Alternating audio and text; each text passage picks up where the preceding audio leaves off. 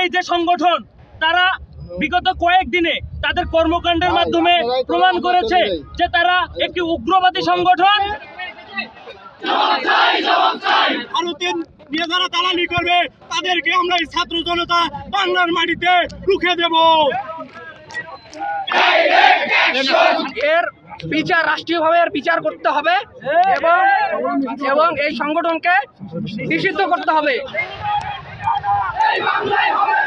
আমরা সম্প্রীতিতে বিশ্বাস করি। বাংলাদেশে সকল ধর্মের সকল মানুষ তারা শান্তিপূর্ণভাবে সহাবস্থান করে বসবাস করবে, কিন্তু এই যে সংগঠন তারা বিগত কয়েকদিনে তাদের কর্মকাণ্ডের মাধ্যমে প্রমাণ করেছে যে তারা একটি উগ্রবাদী সংগঠন, তারা একটি জঙ্গি সংগঠন। আলোর পথে নতুন দিশা আরো জানিয়ে রাখতে চাচ্ছি, ভারতের নিয়ে যারা দালালি করবে তাদেরকে আমরা এই ছাত্র জনতা বাংলার মাটিতে রুখে দেব।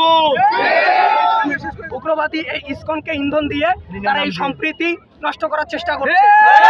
আমরা আজকে যে ঘটনা ঘটেছে তার প্রতিবাদ জানাচ্ছি এবং জানাতে চাই যে আমাদের উপদেষ্টা মণ্ডলীর কাছে আমাদের আহ্বান যে এর বিচার রাষ্ট্রীয়ভাবে এর বিচার করতে হবে এবং এই সংগঠনকে নিষিদ্ধ করতে হবে এবং যে ফাঁদ তারা চেষ্টা করছে সম্প্রীতি নষ্ট করার, আমরা সবাইকে আহ্বান জানাবো আমরা কেউ এই ফাঁদে পা দিব না, আমরা কেউ নিজের হাতে আইন তুলে নিব না। আমরা শান্তিপূর্ণ প্রতিবাদ জানিয়েছি এবং আশা করছি যে প্রশাসন এর সঠিক ব্যবস্থা নেবে।